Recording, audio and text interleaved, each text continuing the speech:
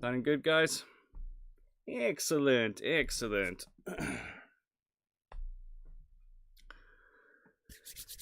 Super cool. Okay, so I was talking about this process of transformation, starting with simple elements and making them more complex until they kind of like evolve into like a musical thing. Good. I'm glad it's clear. Brilliant. One of the ways I've been doing this is using a lot of random generators. And actually, like in the last couple of years, learning to use sample and hold LFOs has been an absolute game changer. I mean, I'd used them before, but they were kind of a curiosity before. But now I'm seeing that they are just absolutely so powerful at putting life into sound. The way that I'll show you how it works, but you'll see how it can very quickly get things changing and get things sounding like they're living, you know. And I would define like a living thing as like life is a signal that is always changing, right? Machines just repeat the same thing over and over again, but life is always changing. It's always, you know, fluctuating or growing or adapting. And so with using random generators in your sounds, you can make your sounds begin to sound as if they are living, as if they're like always changing, rather than just being machine-like, just like looping over and over again. So that's what I want to demonstrate today. I'm going to use Ableton's operator, and I'm going to use in order to generate interesting MIDI patterns. I'm going to use this device here called Melodic Steps, which is a device that comes with Live 10. It's in one of the packs you can download called Creative Extensions. What is it? MIDI effects there, Melodic Steps. So that's what I'm going to use here, and I'm also going to use Live's LFO tool here as well. Okay, so without further ado, let's get going. I'm gonna take my headphones off. I'm gonna be using my speakers, and I'm gonna turn the microphone off.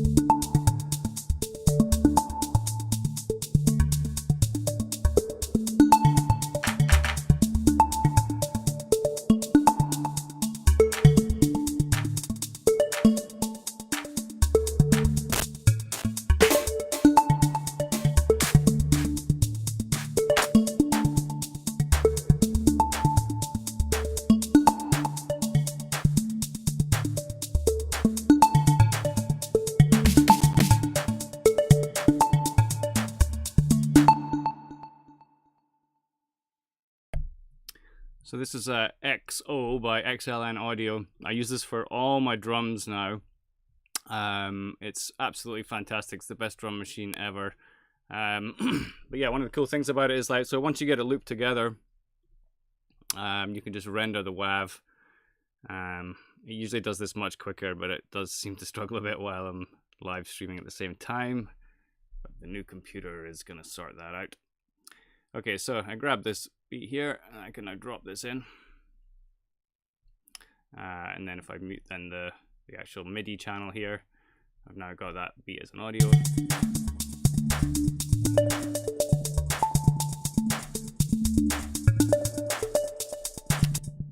Sorry, I forgot to mute my mic there.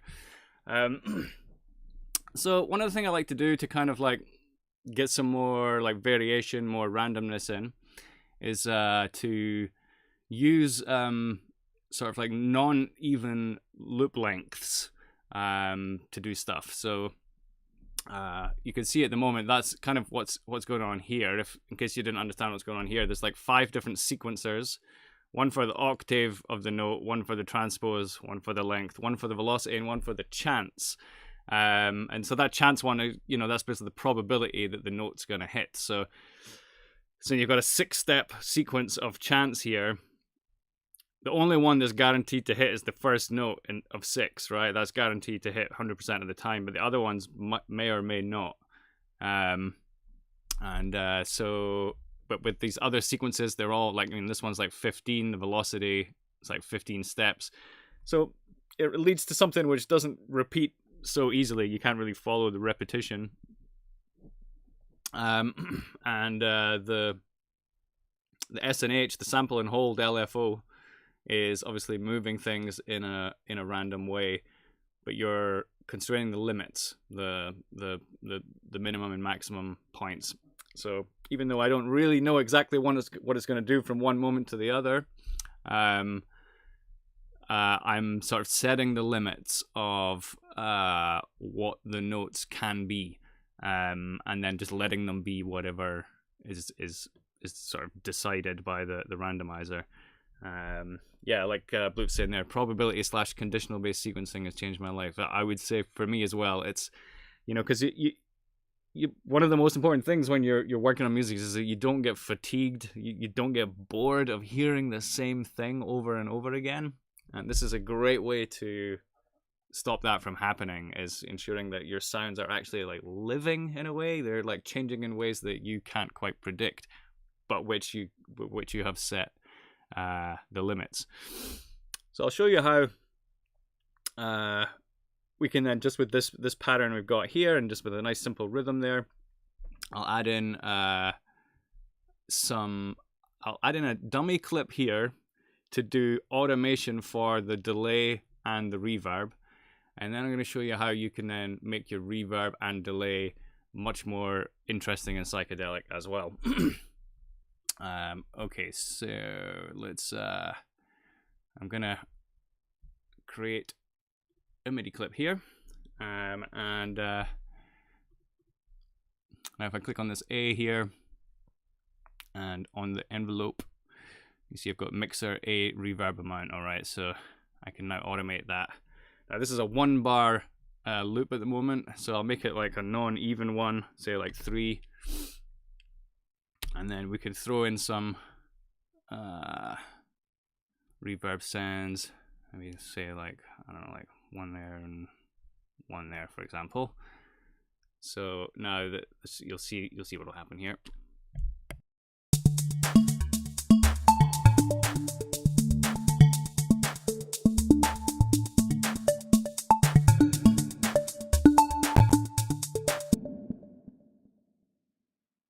It's throwing it up to the reverb and then kind of looping around every 3 bars. And I can do a similar sort of thing with the delay here. So we do something like that maybe.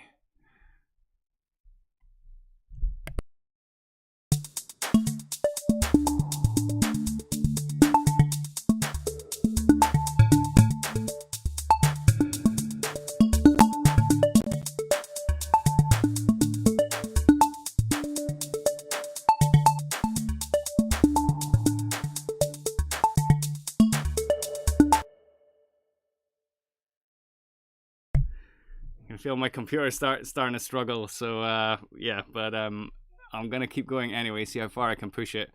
But so what I wanted to do next was do some work on this reverb here, just to make it a bit more psychedelic, and also add that kind of living element to it as well.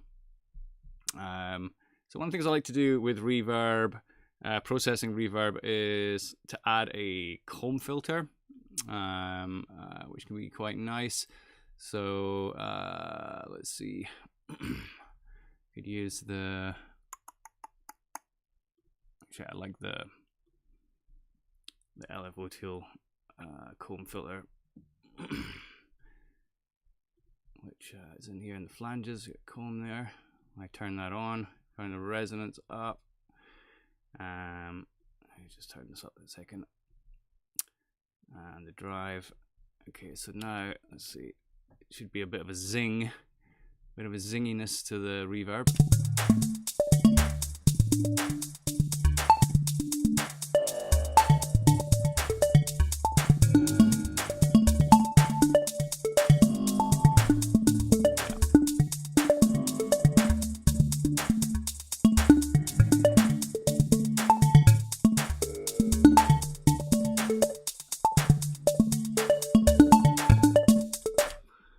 Okay, so yeah, so you're starting to get a bit more interest in the delay sound there now. It's sorry, the reverb sound. Yeah, Bloop saying about the buffer size. It's actually, at the moment, my buffer size is maxed out. I'm running it through loopback. There's definitely some improvements I need to make in how I set this all up, but a new computer should definitely help the cause, though. So yeah, now with this in place, I was going to go and get the Ableton LFO again. And I'm going to bring out some of these filter parameters here. So I've got the resonance, and the mix and the drive. Now, so I'm going to create another sample and hold, or random LFO here, random stepping LFO, and we'll do like half a bar steps. So I'm then going to use this to map to the filter resonance, and you could even try mapping it to something else like the delay time. Might be a bit hectic with the delay time. Well, why not? Or either, yeah, no, the delay time. Let's try that. You don't want to go 100% with it, but it might be a bit crazy, but let's see.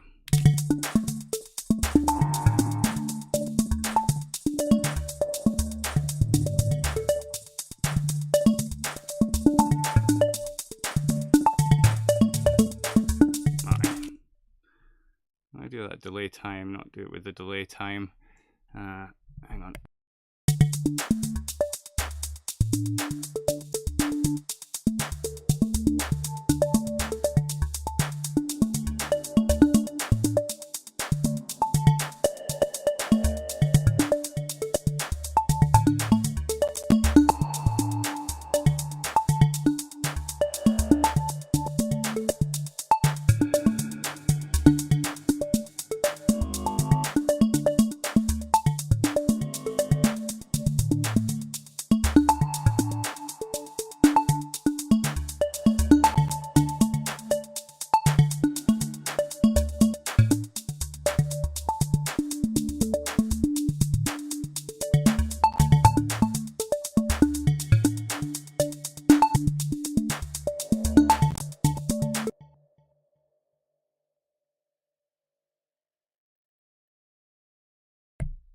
Okay, so that's given me some interest in, just from some basic sine waves, a little bit of quick FM.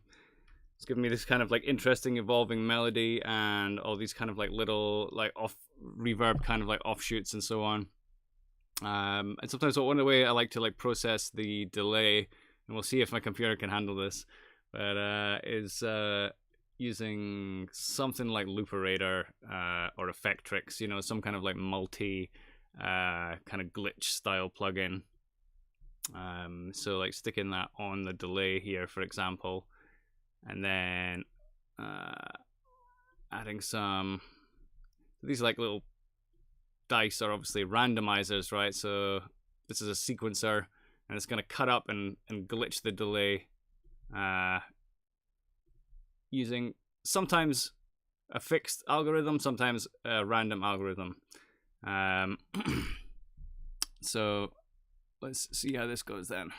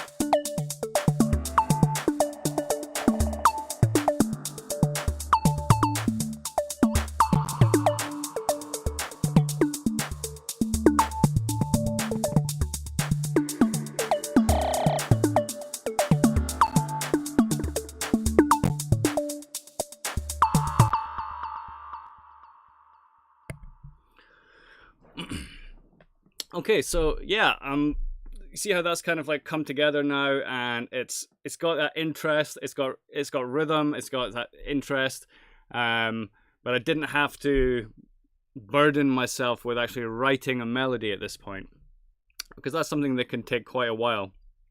But what I've also found is it can actually be much easier to come up with a melody once you have something like this going, which is just generating notes and lots of like note combinations in the scale that you want. So like in here, for example, we got D minor. So if I create another MIDI track here, and let's just load something.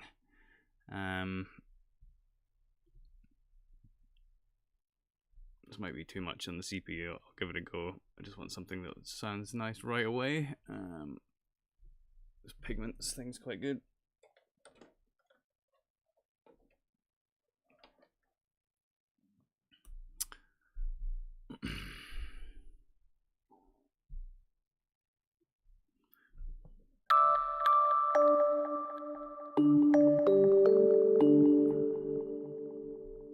Okay, so as I say, so now with all these like melodic ideas being generated, it can actually be like easier to try and come up with a melody, which I'll sort of like demonstrate now, although I'm not promising I'll come up with a great melody right now, but we'll see what happens.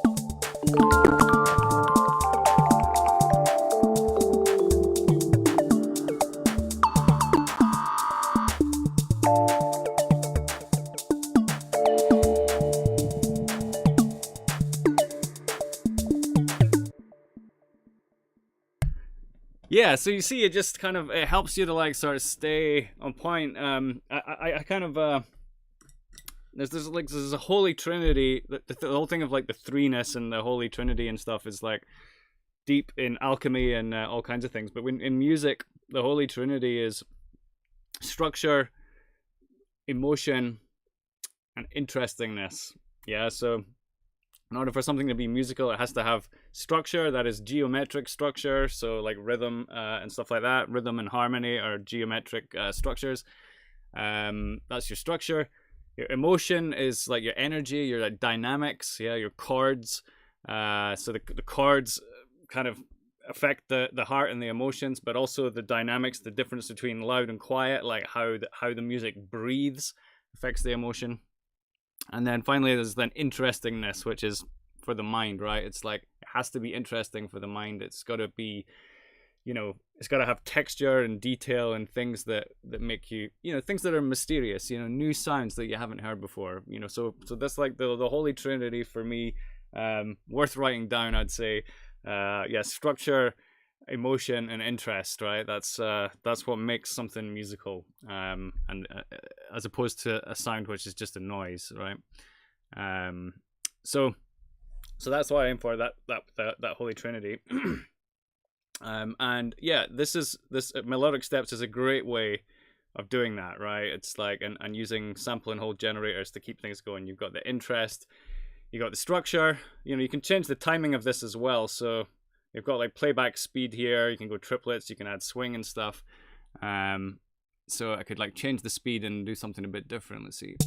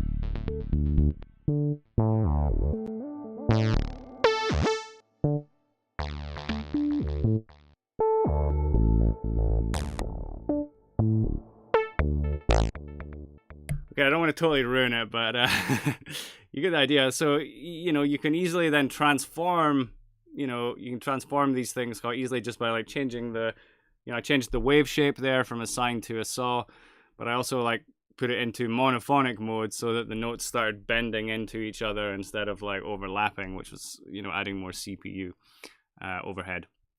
But anyway, is there any questions on any of that, guys? I don't want to take up too much longer. I just wanted this to be like a bit of an introduction and, you know, just to show you some tricks. So this is like one way that I would basically approach starting a tune and getting a flow going. Yeah, as we go more in these videos, I'll take you more deeply into these different processes and all the different stages of making a tune. And I'll be talking more about audio alchemy and all this kind of stuff. Is there any questions or anything like that for now?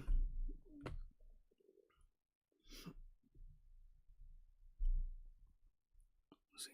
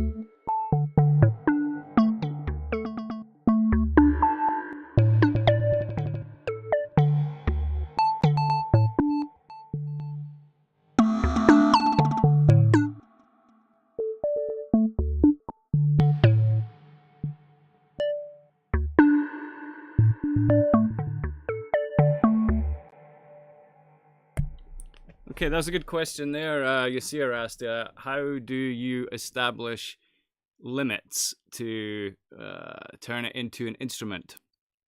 Yeah, so at this point, it's kind of it's a self-playing instrument, right? I've kind of, I've set up the notes and the modulation to be kind of like self-playing. It's not one that I'm really controlling that much. In future ones I'll go more into like how I would design an instrument for control. So that would be, getting the velocity mapping, getting the mod wheel mapping, getting the aftertouch, and the key tracking and all that kind of like dialed in for playing and control, which I would do. But in this kind of situation, I might leave this as it is for most of the project, maybe even all the way to the end of the project. But if I do want to kind of make it more solid, there's a couple of ways you can do that. So you can record MIDI notes and loop them. Obviously, once something becomes looped, it stops being random. I can do that here, for example, if I add a MIDI. If I add a MIDI track in here, and then I say, okay, let's take the MIDI from operator 1, and I'll just record enable that.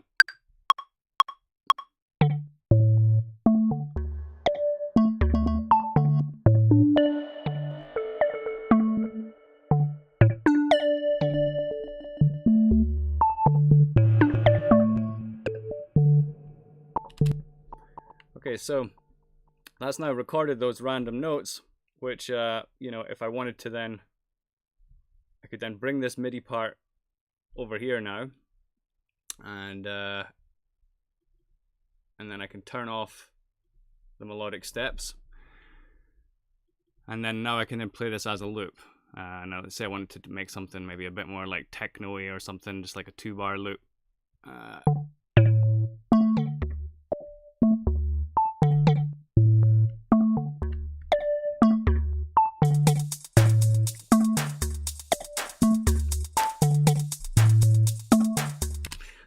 Bit cheesy, but yeah, so you get the idea. So just by like capturing a bit of the MIDI notes and looping it, you can turn it from this like ever-changing thing into more of a loop-based idea. And it's great because you can just like scan through. If you put the loop mode on here, you can you can just scan through the loop. What am I doing here? Hang on. You can just scan through the loop, can't you? But anyway, you can find all these like different little loops. You don't have to start. You can start it anywhere you want.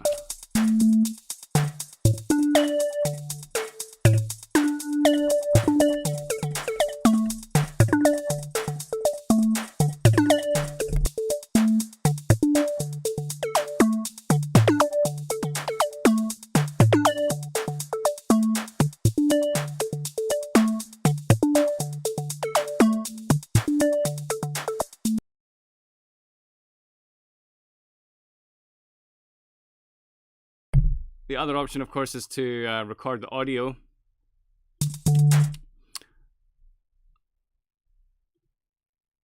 I'll take the audio here from operator 1 on this audio channel, and then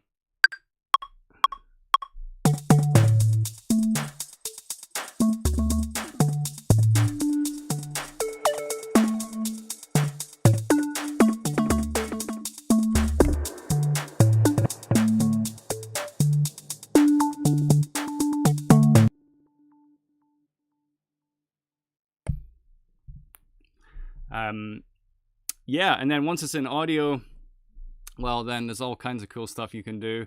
I'll usually, do stuff with the processing down here to like reverse and texture and like repitch and things like that. So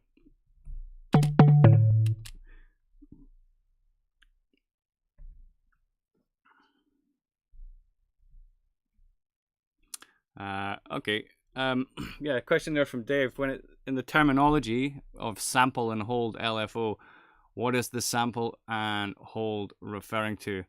Yeah, so what it's doing is there's a noise signal which is playing inside the LFO, like a white noise or whatever, just random signal, and then it's then sampling the value of that signal and then holding it for a period that you set. So in this case, it's quarter of a bar. So it's just basically sampling the value of a random wave and then holding that random value for a length of time. And that's why it's called sample and hold. And I what I like about it is it's actually it's kind of like how fire moves. If you look at it like make it faster, you know, it kind of you think about how like fire moves, it's like it's kind of like that. It's, you know, and you can make music which sounds like it's got this aliveness, like a kind of the quality of fire or water or something like that.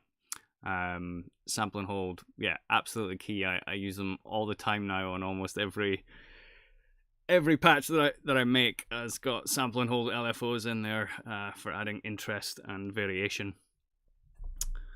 Well, cool guys. All right, well, I might just call it there for now then. Just keep this one quick and short and punchy, and knowing that my computer is kind of struggling a bit with how much I'm throwing at it at the moment. So I want to get that sorted.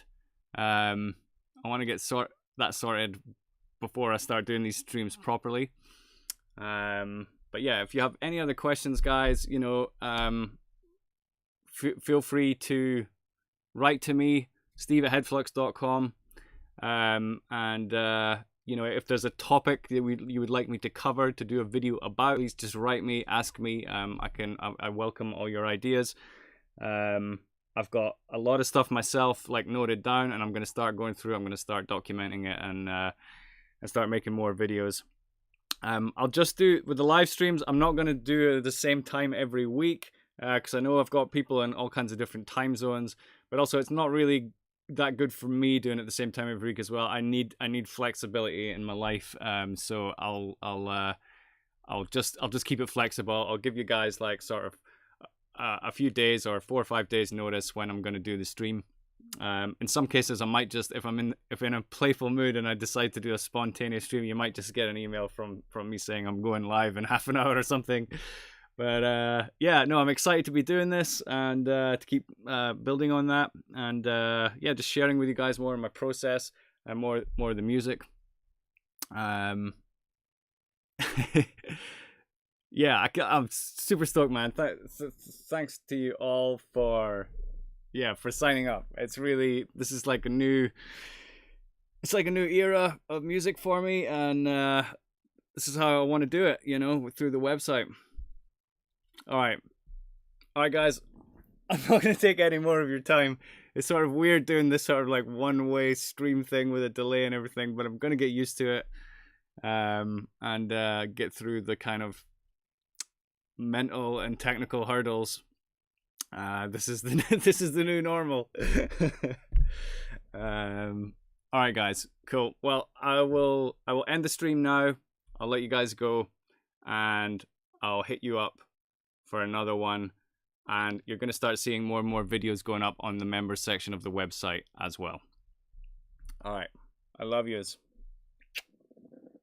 Bye bye.